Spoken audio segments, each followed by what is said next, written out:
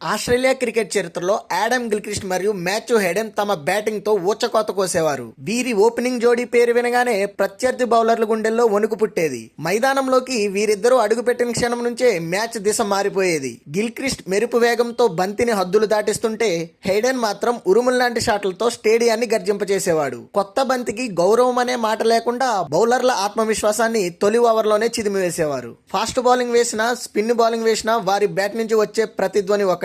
ప్రత్యర్థి కెప్టెన్ వ్యూహాలు తునాతునకలవుతూ బౌలర్లు దారి తెలియక నిలబడే పరిస్థితి. ఈ ఇద్దరి బ్యాటింగ్ అంటే కేవలం పరుగులు కాదు, అది ఒక మానసిక దాడి, ఒక భయానక హెచ్చరిక.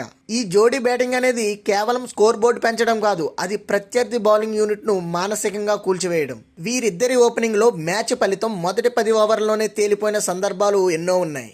క్రికెట్ చరిత్రలో ఓపెనింగ్ బ్యాటింగ్ ను ఒక యుద్ధంగా మార్చిన యోధులు వీరు. గిల్క్రిస్ట్ మరియు హెడెన్ ప్లేయర్లు వినగానే ఇప్పటికీ బౌలర్ల వెన్నులో వణుకు పుడుతుంది.